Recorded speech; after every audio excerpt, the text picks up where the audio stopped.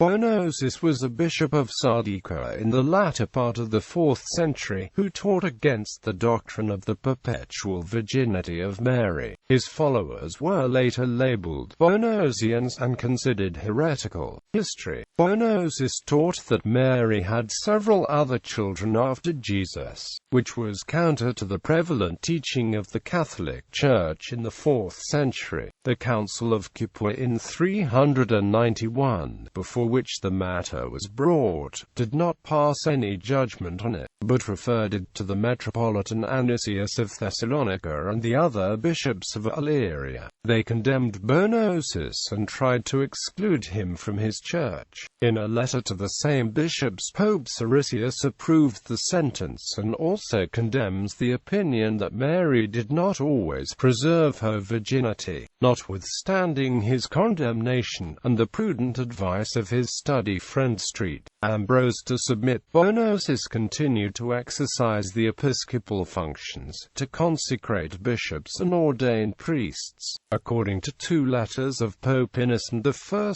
one to Marcion of Nyssa in 409 and the other to the bishops of Macedonia in 414, those ordained by Bonosus before his condemnation were to be received in the Church without a new ordination. Those ordained since Bonosus's condemnation, especially if they had themselves sought to be ordained by him, were to be deprived of their dignity. As Innocent speaks of Bonosus as no longer living, we may infer that he died at the end of the 4th or the beginning of the 5th century. The baptism conferred by his followers, the Bonosians, was by some declared valid and by others invalid. Whether, besides denying Mary's perpetual virginity, Bonosus also denied Christ's divinity cannot be determined with certainty, but it is certain that the Bonosians, to whom we find references in the councils and in ecclesiastical writers up to the 7th century, denied this dogma. On this point they were at one with the Photinians.